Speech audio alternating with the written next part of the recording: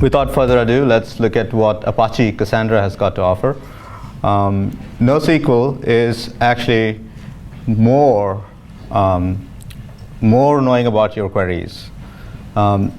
Applications, and obviously there's a lot of good intro to NoSQL that has happened. If you have to take one slide away from this whole talk, my talk, it would be you would have to know your queries up front. You'd have to know them very well.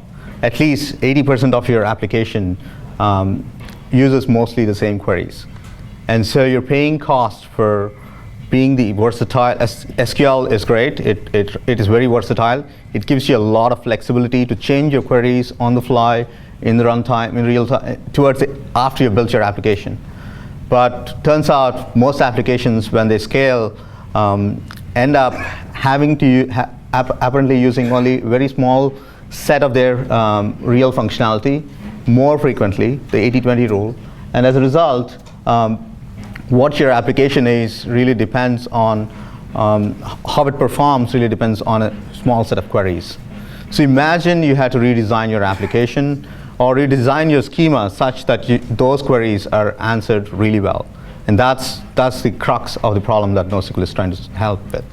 And I'm kind of imagining most applications will end up fitting into that space. There are some applications which would not, and those are not the ones we'll talk about. So with that, I'll just give a brief on what the topics are going to be. Just talking points, so feel free to stop and ask questions as we go. It's going to be asynchronous. Run through some use cases on why Cassandra and how Cassandra should be the reason for your NoSQL adventures. And we'll talk a little about the use cases. Obviously, pepper it with lots of different use cases. There are more use cases in my mind, so if you have any more questions, we'll probably answer it with a use case. So try and see if it fits your kind of use case. And there is, up front, there is a lot of obvious discussions when Cassandra comes up, eventual consistency pops up. So we'll talk about that. We'll see why and how and what use cases fit and what use cases do not. So, and obviously, the number one reason for adopting Cassandra will be the community and the vibrant community around that code. The code also speaks for itself, very brand new code, so you look at that, and there's a journey of tools that are being built as in the last few months as well. It's a fast-moving project, so the community around Cassandra is definitely rich, and that's kind of one of the reasons I got excited about Cassandra.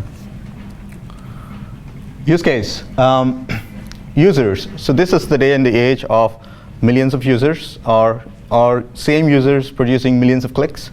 You're trying to funnel your user, see how he fits in, see what he did before he did the shopping cart, see what he did, where did he go, what did he tweet, and trying to connect the dots around your user.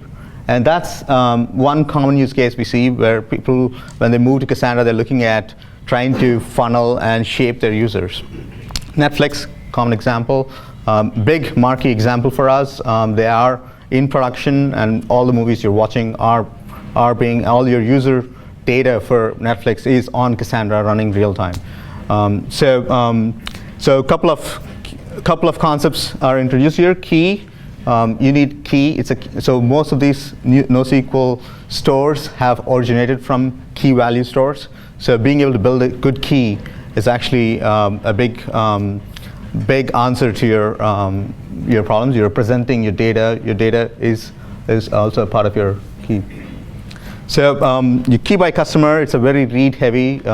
All your plays as you play them on different devices are being stored in a column as they go, and it's a growing long row of columns. Cassandra can support up to 2 billion columns, but if you're not using lots of columns, then you're probably not using Cassandra's strength. At the same time, you don't want a big fat row, so that's other thing to look at. Key by customer movie, so you want to know how a particular customer, if a bunch of customers are stopping a movie at a particular spot, we want to know if that's probably a problem in that video file. So again, you want to see how customers are watching. So that's the other, it's a write-heavy operation. You're writing all the And so that's the other high-speed writes is another common strength that Cassandra brings to the table, and so that's another write-heavy operation. Another common use case, time series. We see a lot of customers trying to build, trying to get data around their devices, or they want to get periodic readings, or even on their own applications. They want to know production application, how they are doing, how they are, what the performance is of the different stacks. Twitter is a common example. The Rainbird is a based out of Cassandra, trying to collect statistics on different pieces. Uyala, another common use case, doing time series style data. We see a lot of young startups who are not even up there, the big names who are using CloudKick was one of the earliest use case for time series as well. Metrics turns out, gathering metrics around data you've already collected turns out to be a much larger data set than actual data. So basically you're trying to get the top 10, you want to shape your users based on different time series, the footprints they have left. All the data surrounding your core data is actually the stats tables end up being fast and furious. And so that's where you want to attack the problem with something that scales horizontally, scales without worrying about filling up your disk, or without worrying about how do you partition it. So partitioning comes in, naturally to time series stuff. So that's another common use case that people have when they're trying to shape their end user experience. So these are kind of common push towards going to NoSQL, and some of these users have chosen Cassandra, and here's a quick compendium of why. So the why Cassandra? It's operationally simple. Dynamo, Cassandra inherits a lot of its distribution model from Dynamo, Amazon's large-scale store, and has a schema from Bigtable. But for the most part, the distribution model, every node, it's peer-to-peer. So peer-to-peer has historically proven to be more resilient to scale. If you look at DNS, it's a very peer-to-peer storage of IP information, and it's scales. It's scaled for the last many decades. So and so peer-to-peer, having no central point of anything, makes Cassandra very resilient to a lot of stuff. So that's and there's a quote one of our customer made, which basically, when an ops guy picks which NoSQL store to use, he eventually gravitates towards Cassandra.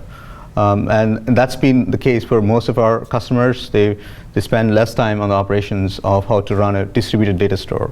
When you're spending more time sharding your MySQL store, that's when you've arrived into big data. That's when you're ready for Cassandra. A little structure. Cassandra actually Cassandra is actually in a ring-like structure. Each one of those actually represent a node. Every node has a commit log, which basically is where it's a classic database concept of basically sequential logs, append-only sequential logs. And so when you send a write, for example, 3 nodes, and depending on what consistency level you've applied to it, you have 3 nodes participating in that write, for example, right there. So basically, it goes finds the key, the coordinator node finds the nodes that are participating in that particular key and stores at the same time, and fires off the other 2 asynchronously. Now, sequential writes are very fast, and what that leaves is a very simple write model that also does replication. So it's happening while you're doing the write. It's not postponed to do a replication after the fact, after you build the system up, after you have your data on it. All your data is being replicated in the write. It's not it's an amortized cost of replication. So you're getting a lot of distribution out of the box. So what does that mean? Why do I care? So back in the day, only the financial services guys would have high available multi-data center uptimes and have that kind of availability. Now everybody can get it. Anybody who's able to have 2 nodes in 2 different availability zones will get that kind of availability. Whether it's EC2 or on your own machines.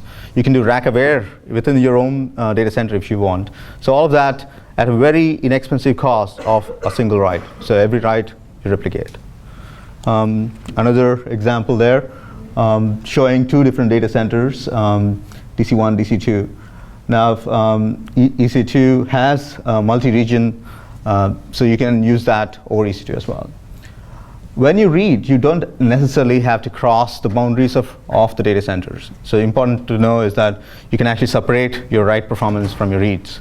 So you can continue to answer your queries locally. So you get that performance, you don't pay for your performance on the reads. So anyone here deployed on EC2 and have hit the outage on April 21st? So most people are watching Netflix, and Netflix was running on AWS, right? So and Netflix was using the multi-data center, multi-region, multi-availability zones feature of Cassandra. So other Cassandra customers have survived as well. So let's switch gears to fast durable writes. Writes.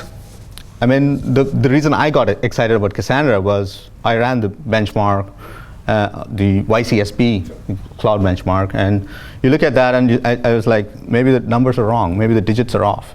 So maybe the data is not in there, right? So coming from Coherence and Oracle and other structures from big stacks from the J2E world, I looked at this number and was like, this doesn't make sense. The writes are super fast. You have to run it to know it. And the data is in there, and it is, so the crux of that is the commit log that we saw earlier. It's append-only, fast seeks, so cheap, inexpensive disks can get you fast performance. And it's not, it's not SSDs that are getting that performance. In fact, even on the cloud, ephemeral disks, which is the local disks, will get you better performance than the more expensive ones. So in some sense, writes are the workhorse of Cassandra.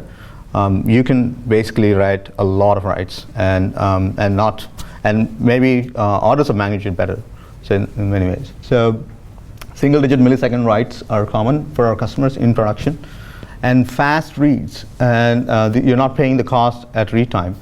We'll also double-click on the reads part. Writes, so single-digit milliseconds, append-only. Reads. So the other interesting nuance around Cassandra, which attracts really a lot of talent, is basically that reads, you pay your repair cost while you're reading it. So when you're reading data, you're actually repairing the entire the distributed system. In some sense, so just like you replicated while you wrote, and you amortize the cost of replication when you wrote, the reads are basically playing the cost of the part of homekeeping by just basically going through the system and seeing if there's any off data, fixing the data. So you're paying the cost of repair while you're reading. Now it does look like you're paying the cost upfront, and is that a good thing? No, but it turns out the reads are fast. They're not super slow, but the repairs are actually going to keep your data in sync most of the time. So that's kind of your the second interesting nugget from Cassandra world is that amortized repair actually pays off in the long term. Your data gets to be in better shape, and your one node is not too far off from the others. So there are a bunch of caches, key and row caches, and kudos to the HBase team which implemented off-heap. We also have off-heap on Cassandra now, so you get the benefits of escaping from garbage collection, JVM problems. So off-heap, JNA-based off-heaps. Indexes, secondary indexes are in the new Cassandra world, and but for the most part, materialized way of looking at things. Don't expect joins. Joins are not there, so materialize your schema to fit your queries. So we'll go back to the slide 1 at some point. You're paying the cost of materializing your data up front, your schema up front. So Clients, the preferred clients these days are SQL. Thrift is the serialization, deserialization format within Cassandra, and that still happens to be things that people use, customers use. Picasa, I've seen a lot of Python and PHP in our customer base, a lot of roll your own types from Scala and Clojure, but Hector leads the pack in terms of the number of Java clients that we have. So in number of clients using Java clients is Hector.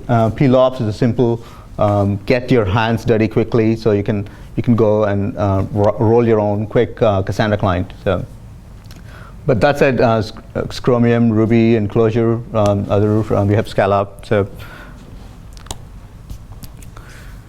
use case number 3, Hadoop. Turns out we started implementing a lot of Cassandra. Customers started implementing a lot of Cassandra scale, and we would help them get quickly up to speed and see what's going on. Eventually, they'll tell us the whole story and so we want to improve performance of the reads, right? So that's a common question that would come up. And we look at it and say it's a Ruby client trying to talk data from Cassandra or talk into Cassandra. And we look further, this client is actually reading from a cloud of Hadoop. So, the Apache Hadoop.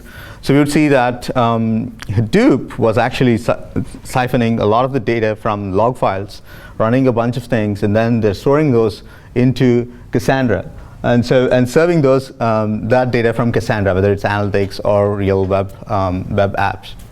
So this turned out to be a pretty common case for our customers, and that led us to investing time and building what's called Brisk. Brisk is a truly peer-to-peer Hadoop, and we'll see where that gets. But Brisk is essentially Hive plus HDFS plus Cassandra. So that's the Cassandra's entrance into the Hadoop space, where we're trying to see how we can solve the problems from there. Name node has been a problem in HDFS for a little while, where you're unable to put a lot of so all the inodes. Anyone who has, and I'm expecting Todd to really go deeper into this slide and explain some more of the HDFS Hadoop internals. But anyone who has seen Hadoop distribution installed will see that they're limited by the size with which the name node would scale. So one of the things we saw that there's an opportunity to make this all peer-to-peer. And basically Hadoop in Brisk, essentially in Brisk we basically took HDFS and laid out the core inode and blocks as just basic tables.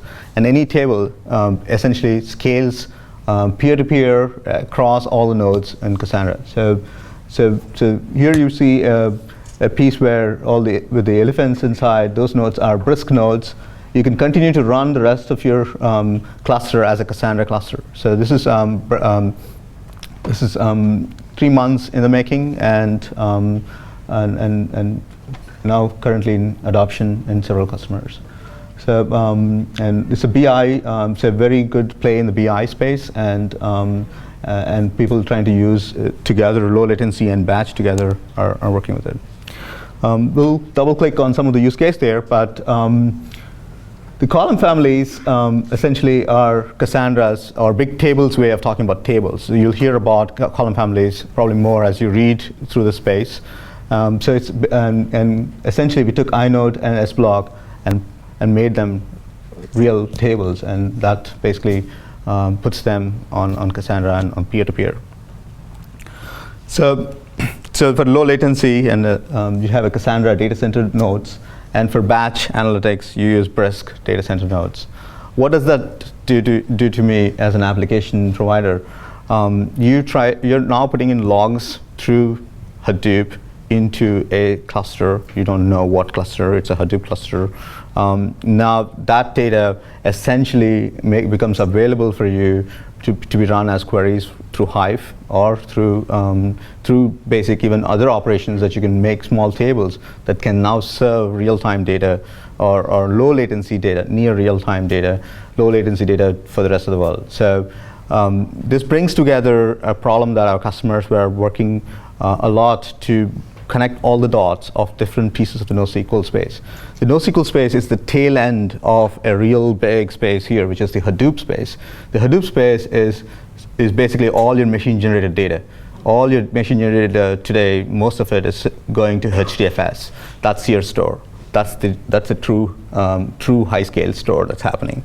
And now the tail end of that, where you have now munged all this data, created a small little table or a small set of tables that you want to put, are now sitting on Cassandra, and you're serving them off of Cassandra to the rest of the world. That's a typical use case that we see.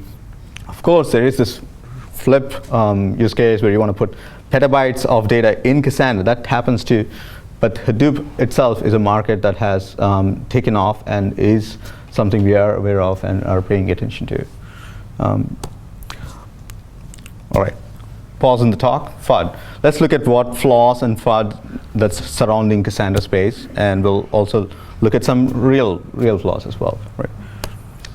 Consistency. So people talk about consistency in CAP theorem and CAP theorem, and actually the paper that Bruno put up, Nancy Lynch, she proved the paper eventually. She was also part of Leslie Lampode's, she reviewed Leslie Lampode's original paper on clocks, which is another interesting tidbit from back in the day. Anyways, consistency, you hear RWN algebra when you talk about CAP theorem. What is RW? And then R is number of reads. W is the number of writes, or number of copies of writes. You make sure that that have to agree on a particular value. N is the total number of replicas. So given that, let's look at how this works. So what the CAP theorem states is if your read consistency and write consistency is greater than the total number of copies inside your cluster, you have a consistent data. Now how does this really work? Let's look at Oracle 2-node failover replication scenario. How does a 2-node Oracle be consistent? It asks reads from one node, so it asks for any one of the nodes to agree, and it makes sure that the number of write, every time you write to one node, it makes sure it writes to the second node, the W equal to 2, right? And the total number of copies are always going to be 2. So if you made a third copy and only wrote twice, then that would be not R plus W greater than N, and so it would be inconsistent, right? So if you made a backup last night and did not write to that backup, that would be behind today's data. So the reason R plus WN, or the reason Oracle replication works, even the big oracles, is because the total number of nodes is 2, and you always made sure that R plus W is greater than N. So this is the simple logic behind eventual consistency. This is a simple logic that we are saying that that's not going to bite your data. Your data is not getting inconsistent. There is an inconsistency window for every complex system, and that's different. The eventual consistency model has worked. DNS is the most popular eventual consistency eventual consistent system, and has scaled for us for years. So what we like to think about this is more as tunable consistency. And tunable consistency it gives you flexibility, so you can program consistency for the first time. All along, we paid the cost of always consistent all the time for every little application. So for example, the geocode of this particular site, it's not going to change in an eon. So why do I have to make sure it's locked heavily around, or why do I have to make sure it's not going to change? It's an immutable data. So let me actually get something that's not consistent, or try to not pay the cost of consistency for it. So for the first time, we actually have an application paradigm that actually allows you to program it, of course. And yes, there is cost with that. So and that's kind of the big pushback you get is it's expensive to program thinking about all these. But that's what some of our customers are actually gaining from by not saying that I don't need to lock these pieces, and these pieces are fine with having a consistency level of 1 or consistency level of quorum. For high consistency, so regardless, the Cassandra programming model actually makes available all the levels of consistency. Cassandra itself has changed a little bit in the last few, and we have added consistency level from 0 to all for both reads and mostly and also for writes. So you can actually enforce a very high level of consistency, and you're trading off high availability. So that's kind of the piece. So if you enforce, for example, I want to make all the nodes right all the time, then even if one node is down, then you're basically paying the cost of not being available. And so that's the trade-off, and literally that's the trade-off in the mind, and at least part of this talk hopefully will get that across. So if you want a very highly available system, you want to write lots of copies and make sure you read from any one of them and you're fine, or any two of them, agree on the data and you're fine. So you get a pretty high availability through that. So that's the last piece there. And there is a ton of FUD, especially because RWN and N is usually confused with total number of nodes, which is different. You can have 100 nodes and you can just have a number of replicas be 2. So that's other nuance. And the way it's been introduced in the original Dynamo paper definitely put a lot of discussion in this topic. So another common question that I get asked is, why is Facebook not using Cassandra anymore? And I just typed Facebook and Cassandra and Cora, and you see like a dozen questions which are all pretty much saying the same thing: which application is using and which is not. And I actually spoke to the team that wrote Cassandra at Facebook recently, and happened to connect with them and ask why. And turns out they actually only recently removed the application on Cassandra like a couple of months ago on Inbox Search. So Inbox Search was the original application that was actually running it, and it did scale for them. So the crux of that is it did scale for Facebook from 100 million to 500 million users. And that's a true story, and that's not made up. And if you are running into that scale problems, or if your context may not be the context of Facebook, essentially. And so it did scale for them, and it did use, and they were using, and we were all using it as part of that. So, and the average NoSQL deployment size is not nearly in that size, right? So it's a very small. The one we see is actually 12 nodes usually. So it's not the problem that you guys are going to face going out. Not all of us, anyways. That also gives a hint into another use case, which is search. Cassandra is actually used in conjunction with Solr as Solandra, which is actually an interesting product that we baked in the labs. Jake, whose GitHub account is there, essentially able to do Solr store on Cassandra. So essentially you can store on Cassandra and scale to petabyte scale indexes. So you can get the same kind of search interface that you got in Solr and Lucene, and use that on essentially using Cassandra. So that's another common use case that we do see. Eventual consistency is harder to program, and that's true actually, but it's also a flexibility you have. We never had it. We always were paying ACID. C was always taken from us, whether it was MySQL or Oracle, we always were paying for that. But as you put yourself in a person who's sharding MySQL for the first time, you understand that you're inventing eventual consistency while you're doing that. Some of our customers who chose Cassandra, they're filling up the shard faster than they could shard. But the crux of the argument that I make is that the average customer has mostly immutable data.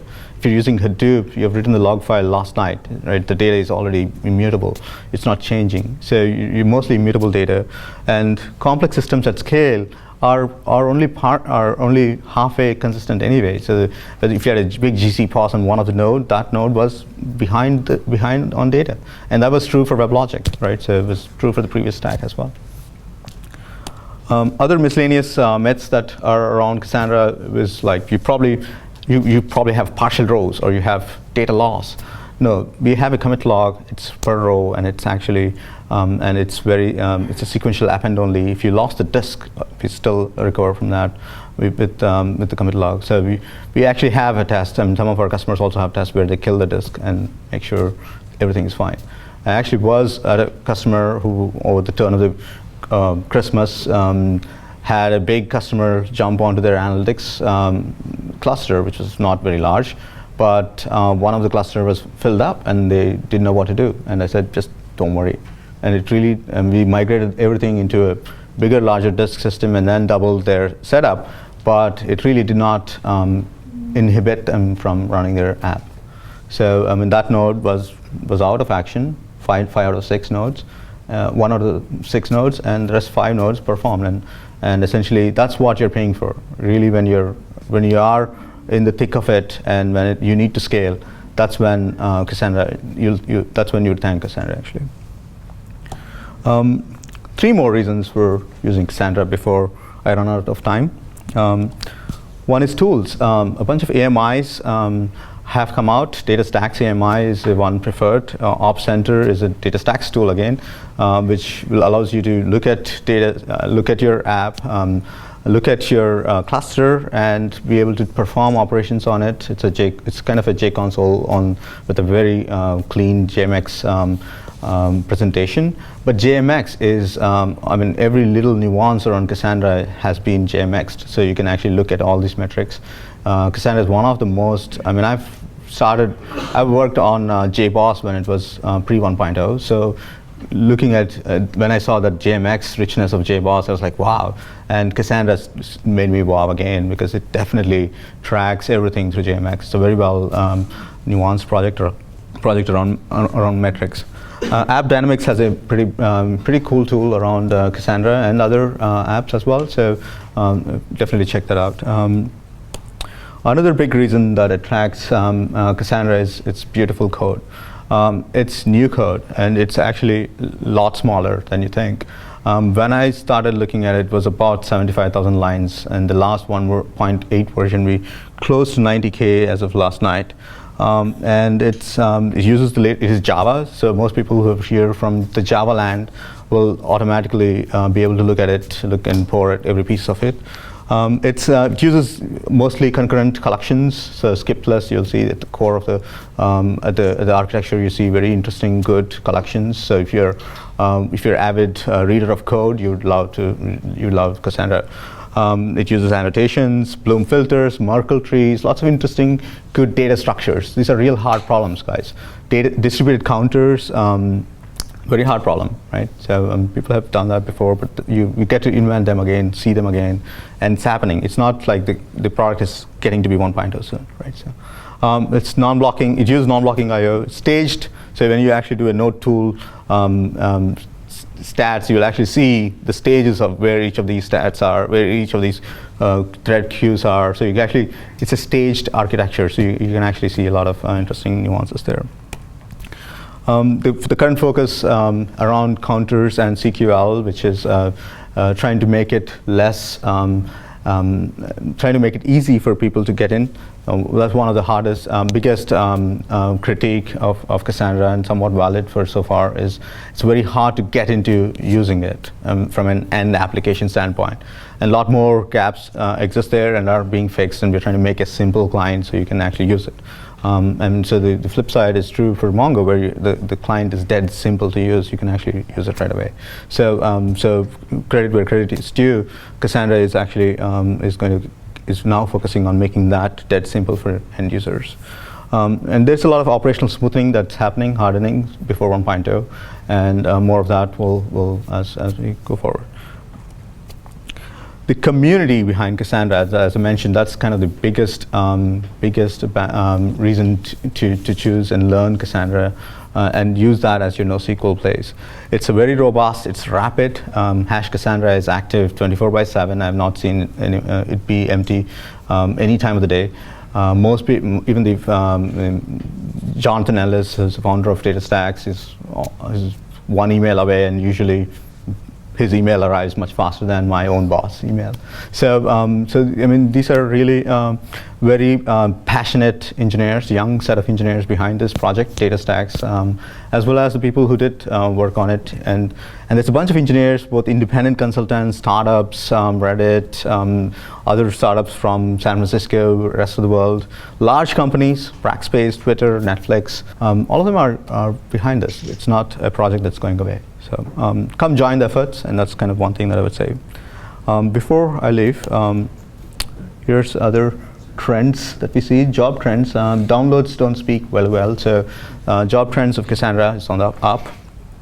And use case, numbers are off. Another use case is first NoSQL, then scale. So when your first NoSQL may not be the one that you're going to be using for scaling. So the move from Netflix actually characterized their move from RDBMS to NoSQL was 1 long year, and then once they got there, moving to Cassandra was a week. But getting to NoSQL is actually a very harder developer journey because you have to think queries first. You have to think queries and how the data is growing and all. So all that journey, we have to give up a lot of the goodnesses of RDBMSs and move to NoSQL. That's a bigger journey. And so the common use case we see is people go to SimpleDB, which is easy, and then move to Cassandra. Netflix is an example there. People go to MongoDB, and I just converted a MongoDB customer over the weekend, and then to Cassandra. So it's a common, it's easy to get in there, and then when you really need to scale and you're pulling all the operational pieces together by yourself, when you're rolling them on, that's when you're moving to Cassandra. So job trend 2 is Cassandra and Mongo, and job trend 3 is Cassandra, Mongo, and HBase. So HBase is definitely on the rise, and it's also, so is Cassandra. So it's good. So that's, and actually there's a job trend 4, which I did not put, but it's the sum total of NoSQL is these 3 guys, and they're playing very well. And that's it's a healthy requirement for the space, and we need that. There is a 4th one that was coming up. That's for the uncle. We want a standard, right? So we want to standardize all these, and then we create a newer version of QL. So it's not necessarily it work. But there is different flavors of NoSQL, and you'll hear the rest of them. And there is a healthy learning that's happening within the system. We learned a lot from HBase, and HBase is picking pieces from Cassandra, and so is Mongo. So all these things are not static. They're changing as we speak. If you Google up any of these, some of those blogs of 06 are no longer valid for 08 version of Cassandra. And some of the pieces of HBase or name nodes will not be true in the future. So things are changing as we speak, and these slides are dated, and so are current, but they're dated. So I see a future where all of these guys will be robust enough to become your database of choice. So in summary, Cassandra is a high-scale, peer-to-peer distributed database. Questions? The question is Apache CouchDB. So are you asking for difference between Apache Cassandra and Apache CouchDB in terms of how Apache treats them, or? Yes.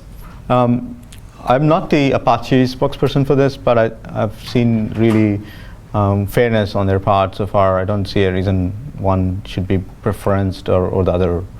I mean, they're just, in Apache's ways, there's mostly peers. There's no reason to be worried about losing or gaining from an Apache standpoint. Historically, Apache played community over code, and they stuck to that. And so if there's a community around CouchDB, it's going to be there for a long time. So I don't think that's probably not the reason to go either way. But the main reason is what you said. One is very distributed and peer-to-peer. Another one gets you up and ready with NoSQL, and that's good. So both play their roles. Yeah, very well. Yeah, so I think that's more of a good panel-like question. We'd be great to have the other speakers finish, and we could get back to the same question, if that makes sense. The question is, how do these different players work?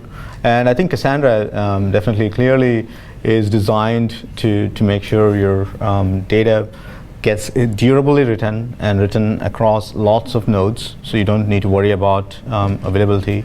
And it's partitioned, and so it's clearly focused on making availability and partitioning the key focus. So if you're a small website, you don't have to be a Netflix or a big large company to be using Cassandra. If you're a small, and we have a lot of small startups actually using it. If you're on EC2 and you want to, even today there was a EC2 outage. So if you're worried about uptime on your EC2 setup, you should be thinking about Cassandra. So it's When you can't fit things in memory on one box, so if you, when big data, the definition of big data is if it's not fitting in today's memory, all in memory, and you can fit all the users' data. It's a billion rows. 6 billion rows can actually fit in memory on one box these days. But once you start mining that data and creating data around it, that's when data falls off one node. So if you're doing multi-node data stores, you can't pay the big bang for exadatas and the big systems, then your choice is having to partition it, having to run on multi-node nodes. And that's the context behind all NoSQL, essentially.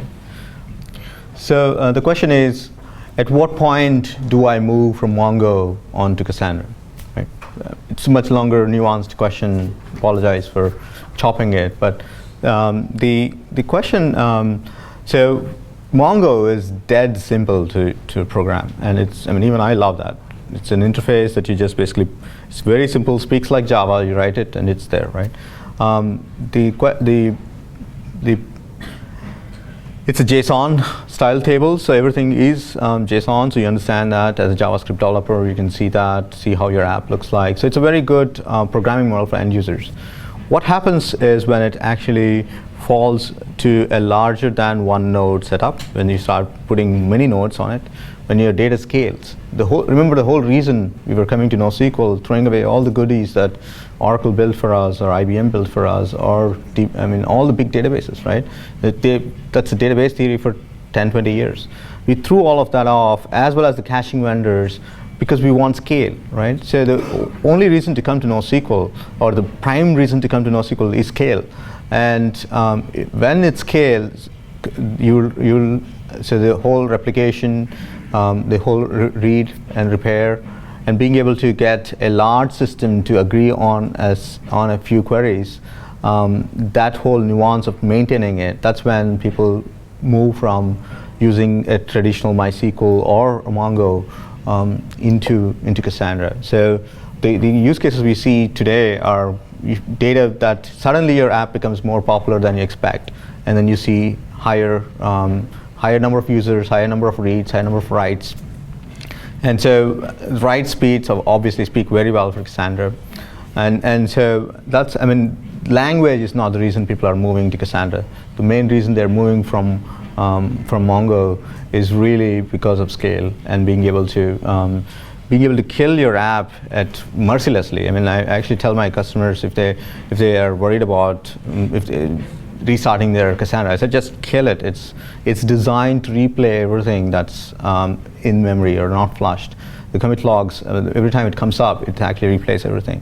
So we actually believe that the apps that live long enough are designed so they're fault tolerant that way. So fault tolerance, and when you're getting to the data sets that are not fitting on small number of nodes, and replication, when you do multi-data center replication, and all these features are coming into those databases. So I will let those authors speak for them. Actually, those are the features that they are also seeing customers, and the market wants the same thing.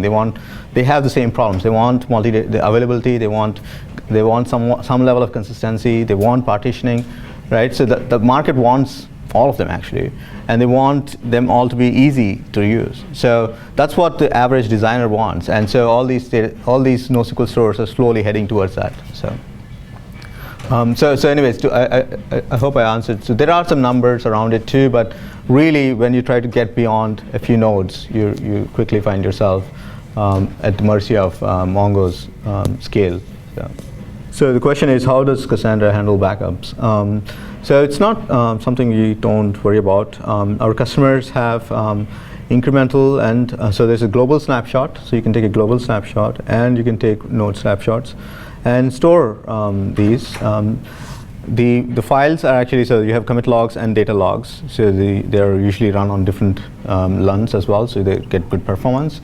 But so you take snapshots, and then you take incremental backups. Our customers take copies of these files and put them on S3, for example, and then take incremental deltas on them on their local. So it's a regular file system backup. The actual app does not have any state.